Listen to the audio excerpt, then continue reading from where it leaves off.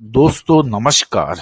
United Nations general assembly के मंच से प्रेसिडेंट डोनाल्ड ट्रंप के एक्सप्लोसिव स्टेटमेंट के बाद ईरान यूएस डिप्लोमेटिक रिलेशंस में एक नया और खतरनाक मोड़ आ गया है। ट्रंप ने जो दावे किए वे न केवल मिडिल ईस्ट की जियोपॉलिटिक्स को झकोर रहे हैं बल्कि पूरी दुनिया के लिए न्यूक्लियर सुरक्षा के सवाल भी खड़े कर रहे हैं। यूएन के पोडियम पर खड़े होकर ट्रंप ने बेहद सख्त लहजे में कहा, my position is very simple, the world's number one sponsor of terror can never be allowed to possess the most dangerous weapon.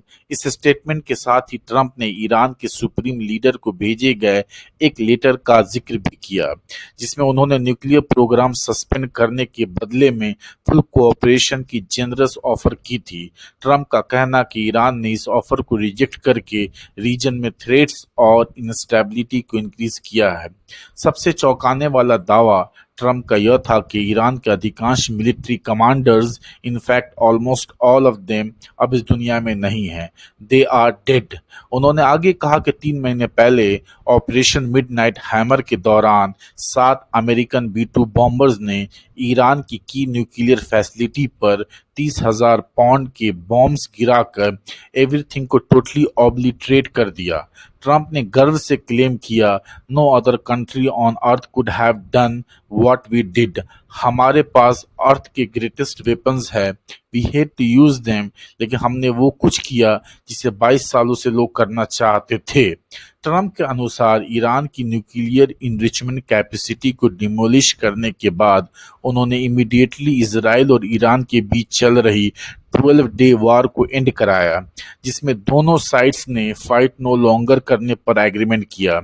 Tehran से आए रिएक्शंस इस एक्सप्लोसिव स्पीच के जवाब में supreme leader ayatollah Ali Khamenei ने ट्रंप के nuclear talks के proposal को कैटेगोरिकली रिजेक्ट करते हुए कहा कि करेंट सर्कमस्टांसेस में अमेरिका के साथ नेगोशिएशंस डेट्रीमेंटल होंगे और ईरान के नेशनल इंटरेस्ट के खिलाफ हैं।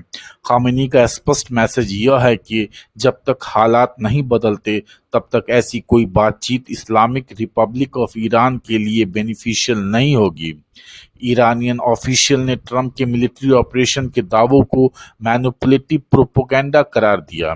तेहरान के सीनियर स्पोक्स पर्सन ने कहा कि ट्रंप सिर्फ अटेंशन पाने के लिए ऐसे फॉल्स क्लेम्स कर रहे हैं और ईरान अपनी सॉवरेनिटी और नेशनल डिग्निटी पर कभी कोई कॉम्प्रोमाइज नहीं करेगा। ईरान का मौक़िफ़ यह है कि वे नेगोशिएशंस अपनी टर्म्स पर करेंगे, किसी प्रेशर या थ्रेट्स के आगे झुककर नहीं। इस पूरे कंट्रोवर्सी के पीछे की असली कहानी काफ़ी कॉम्प्लेक्स है। 2025 की शुरुआत में ट्रंप एडमिनिस्ट्रेशन ने ईरान के साथ न्यूक्लियर नेगोशिएशन शुरू की थी, जो मई जून तक अनसक्सेसफुल रही। जून 13 से जून 24 के बीच एक्चुअल में इजराइल ईरान के बीच एक 12 डे कॉन्फ्लिक्ट हुआ था, जिसके दौरान यूएस ने जून 22 को ईरान के 3 major nuclear sites Fordow, Natanz और इस्फहान पर प्रिसाइजन स्ट्राइक किए थे। हालांकि ग्राउंड रियलिटी ट्रंप के ड्रामेटिक क्लेम्स के से कुछ अलग हैं। ईरान के अधिकारियों के अनुसार इन न्यूक्लियर फैसिलिटीज को अटैक से पहले इवैक्यूएट कर दिया गया था, जिससे इरिवर्सिबल डैमेज नहीं हुआ। ईरानियन न्यूक्लियर प्रोग्राम की कंप्लीट डिस्ट्रक्शन का ट्रंप का दावा क्वेश्चनेबल है, क्योंकि ईरान अभी भी यूरेनियम इनरिचमेंट की एक्टिविटीज जारी रखे हुए है और 60% इनरिचमेंट लेवल तक पहुंचने की कैपेसिटी मेंटेन कर रहा है। यह स्टैंड ऑफ सिर्फ बायलैटरल इशू नहीं रह गया। European powers including Germany, France and UK ने ईरान पर एडिशनल सैंक्शंस इंपोज करने की वार्निंग दी है अगर तेहरान अपने न्यूक्लियर कमिटमेंट से डेविएट करता है। मिडिल ईस्ट के रीजनल पावर्स भी इस एस्केलेशन से कंसर्न हैं, क्योंकि ये पूरे रीजन की स्टेबिलिटी को अफेक्ट कर सकता है। ट्रंप की मैक्सिमम प्रेशर स्ट्रेटेजी का ये लेटेस्ट मैनिफेस्टेशन, जिसमें मिलिट्री थ्रेट्स के साथ साथ economic sanctions and diplomatic isolation भी शामिल है, यह अप्रोच ट्रंप के अमेरिका फर्स्ट फॉरेन पॉलिसी का कोर एलिमेंट है, जहां यूएस अपनी टर्म्स पर इंटरनेशनल एग्रीमेंट्स करना चाहता है। दूसरी तरफ ईरान की रेजिस्टेंस एक्सिस स्ट्रेटेजी इस प्रेशर के अगेंस्ट रिएक्शन का हिस्सा है।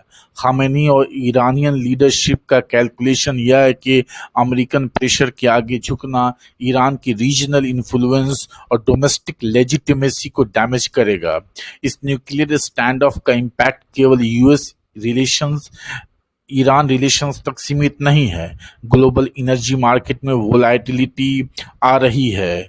International nuclear non proliferation regime पर क्वेश्चंस उठ रहे हैं और मिडिल ईस्ट में प्रॉक्सी कॉन्फ्लिक्ट्स के चांसेस बढ़ रहे हैं। इंटरनेशनल एक्सपर्ट्स का मानना है कि क्राइसिस डिप्लोमेटिक चैनल्स को रिस्टोर किए बिना रिजॉल्व नहीं हो सकता। करंट ट्रैजेक्टरी डेंजरस है क्योंकि दोनों साइड्स अपनी पोजीशन को हार्डन कर रहे हैं और मिडिल ग्राउंड फाइंड करना इंक्रीजिंगली डिफिकल्ट हो रहा है। आज के लेटेस्ट डेवलपमेंट के अनुसार ईरान ने अपने यूरेनियम इनरिचमेंट प्रोग्राम को और एस्केलेट कर दिया है, जबकि US administration additional economic sanctions की प्रिपरेशन कर रहा है।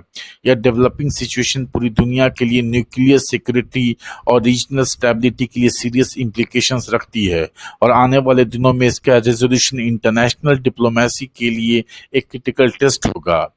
दोस्तों, आपको ये न्यूज़ कैसा लगा? अगर अच्छा लगा तो मेरे न्यूज़ चैनल को सब्सक्राइब कीजिए। धन्यवाद।